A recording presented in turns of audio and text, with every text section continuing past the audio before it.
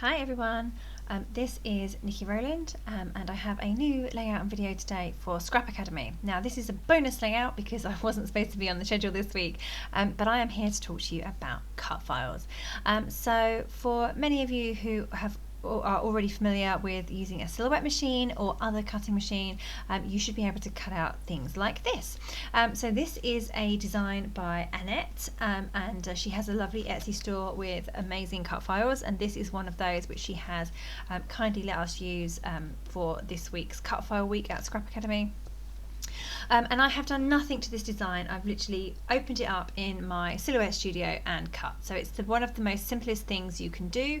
I should disclaim that actually I did have to trace it because of the way, because it's not from the Silhouette Design Store itself. They are sold in PNG format, which means you have to trace them in the Silhouette software to convert them into cut files. So apart from the very basic thing of doing that, and if anyone doesn't know how to do that, I can definitely help with that. I have literally just cut it. I haven't modified the design in any way, which was my original point. Sorry about that.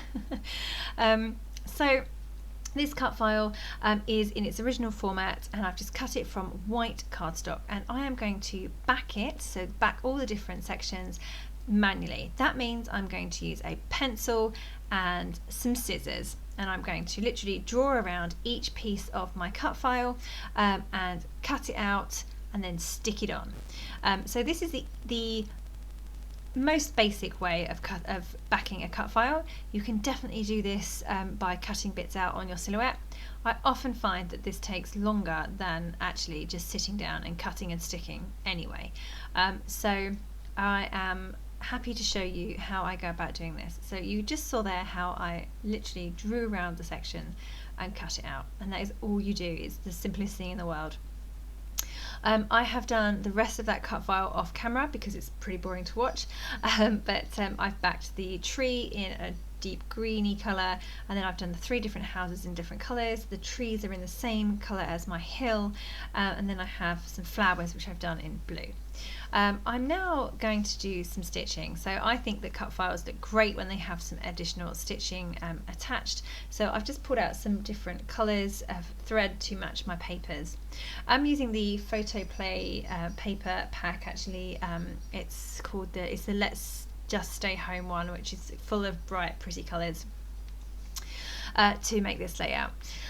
So what I've just done now, I decided that my Houses on the Hill, which is the cut file, needed some clouds in the background. So that hill was just so marvellous, but it definitely needs some sky in the background. So I'm just going to do some clouds. So I have just hand drawn them. You saw me do them there, nothing fancy. And then I'm cutting them out with a pair of scissors. I'm going to layer them on the background. I'm then just going to stick them in place just with regular tape, and then I'm going to pierce holes with a piercing tool, paper piercing tool and a mat around the edge of the clouds, and then I'm going to add some stitching around the edges. So this is kind of creating a bit of a scene because the layout, the cut file is what it is, the fabulous houses with the trees on top of the hill. It just cried out for a background of some description. Yeah, I thought I would make it into a sky. I'm going to add a sun as well. So I've literally just cut out white clouds from the same white cardstock that I'm using for my background, and I'm just sticking those in place, and you can see how it gives it a bit of perspective now. It's not just houses on the hill in the middle of a white background, it's now got some sky. If I was being true to real life, I should put it on blue cardstock or something, but no, I'm going to stick with the white and go with the white on white clouds, and then add my stitching as well. So I've just positioned my clouds. When you see the layout later, you might wonder why I bothered to cut out clouds and stick them on and then stitch around them when they're the same material. Why didn't I just stitch the clouds directly onto the white cardstock rather than stick on extra pieces? Well, the reason for that is because I'm not confident enough at drawing the clouds directly onto my background. I thought I might have to change them, rub them out, make them better. So cutting them out meant that I could get my cloud shapes right. In the end, I think they were fine. I should have more confidence in myself, but also it means that I can move them around. So once you've drawn something on your background, it's there. But with these cutouts, I can actually just move them around, see where they go, work out where they look best, and lose some or add some more or whatever. And I don't have pencil lines on my background. So I could at this point draw around my clouds and then remove them, but they're already stuck, so I'm just going to leave them where they are. They look fine, gives a bit of extra dimension, although not a lot, I do agree. So you can see there that I have my clouds stuck to my background. They're stuck down pretty firmly with double-sided tape. And I like to have clouds coming off of the edges of my layout. I just think it makes it look more natural. So I have just trimmed off those ones that were overhanging. And now I am just using my paper piercing tool and mat to pierce holes all the way around the edge of the cloud. I do really like doing stitching in this way because when you stitch around a shape, you naturally follow the line of the shape, and then you have like a cutout, where you have a very distinct edge to follow. It means that your stitches are almost perfect. It's a really easy way of getting almost perfect lines. If I have something to stitch, sometimes I try to do an internal stitch, and then the stitches then don't look right. You'll see an example of where I went wrong later on. So this is actually me doing it right now, the part that I went wrong. For some reason, I lost my mind. I completely lost my mind when I was doing this layout. And I've been backing cut files and adding stitching for many years.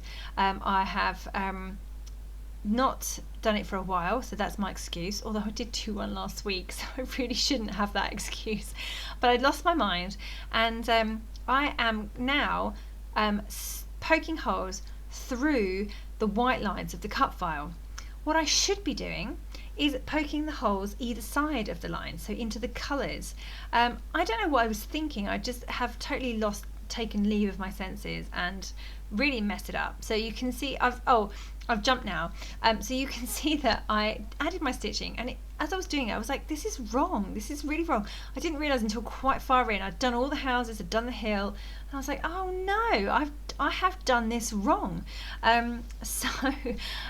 Whereas the effect I have with the clouds and the sun that I've added as well, I have stitched around those shapes rather than an internal line or anything. I have stitched around the edges, and they look really, really good. Whereas on the cut file, I've stitched through the cut file lines, and that doesn't look right at all. So I was just being really stupid when I did that. So how do I salvage this after spending several hours doing stitching?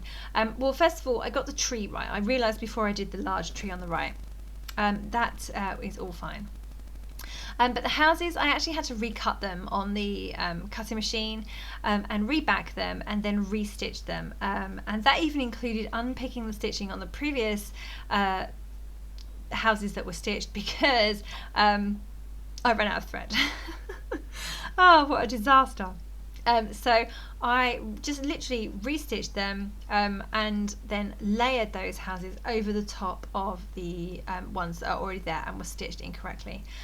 So say that's a really good tip. Don't do what I did and stitch around your colours rather than through the white lines. That was a really, really silly mistake of mine. And it just shows that us experienced scrapbookers still get things wrong. And say I was sitting here stitching and thinking, this doesn't look right. And the reason is because when you have that very defined line to follow, your stitching looks perfect. Whereas when you go through the middle of a cut file through the lines, your holes will never be perfect positioning, perfect spacing, perfect following of the line.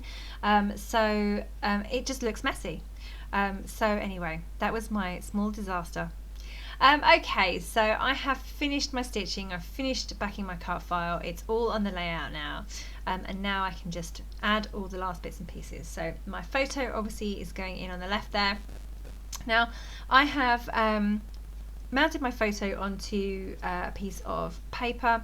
I also have I'm where I've tucked it in on the left, I've gone behind the cut file, the hill, and I've covered up two little tree branches or flower stems effectively.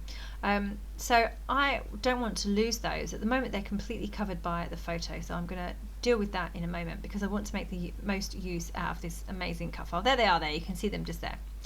So what I'm going to do is I'm just going to cut them off, and then I'm going to pull them out and tuck them back in again, reposition them effectively so that I don't lose any part of this fantastic cut file by covering up with my photo.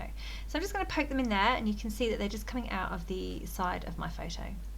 I fussy cut some rainbows from one of the pattern papers in this collection, and I've put those at the top of the layout. And I've got my little flower stems back in place, and now I can move on to embellishing. So this layout has a lot going on already, so I'm probably not going to embellish that much, but I am going to use this lovely yellow circle sticker underneath the blue house, and that says, "Together our joy is brighter," which I thought was a lovely sentiment. I've also added a few label stickers there that say "Play All Day" and "Family Fun Time," and now I'm adding my title. So I'm going to go for picnic. I was going to go for picnic in the park.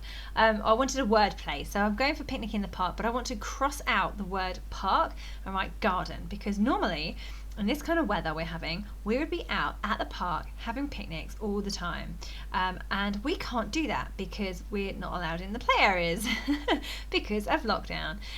So I have crossed out the word park and I'm writing the word garden instead in a different font. So the strike through, okay, well at this point I've just cut up two really skinny pieces of navy blue paper, and I'm sticking them onto my letters. And then I realised I don't really like it. It just didn't look right. I couldn't get the two pieces the exact same width because they were really super skinny. So I've just left it there for a little while. I've got my word garden in. I'm going to move on and do some twiddles in a moment, and then I'm going to deal with that title because I really don't like how it looks with that strike through. I'm going to do something slightly different. So I'm just coming in with some gold twiddles of thread at the moment. I'm just embellishing in my usual way, adding a few bits and pieces. I've also added some little stickers, heart stickers, sorry, to the background too. I wanted to extend my design up to the top of the page. Right, so here I am dealing with my my strike through. So what I'm going to do is I'm going to stitch it. So the layout has loads of stitching on it already, so a little bit more will fit in really well. So I'm just going to do two long stitches through with the same navy thread that I used on the navy house, and I'm just poking two holes either side, and I'm literally crossing over my two long stitched pieces there, securing them on the back with some tape. And there we go, that looks way better than my silly bits of paper that didn't look right. So now I'm just adding some Brabble Fox perspectives. You can see them there at the top. I've got some butterflies, some flowers, and I've also added some clouds and a sun as well over on the sun. Some new perspectives in the store, as well as some older ones too, although not very old. The meadow flowers set with the flowers and the butterflies is quite new too. And I'm just writing in my journaling. I think the perspectives just finish it off, just give, because this layout doesn't have many embellishments because of the nature of it, I think those embellishments just finish off. I've got my journaling at the bottom there and also around the hill, and that is me done. So I'm sorry this was a bit of a quick lesson in cut files because I wasn't planning to do anything today, but I hope you've enjoyed it, and if you have any questions let me know. That was Nikki Rowland for Scrap Academy.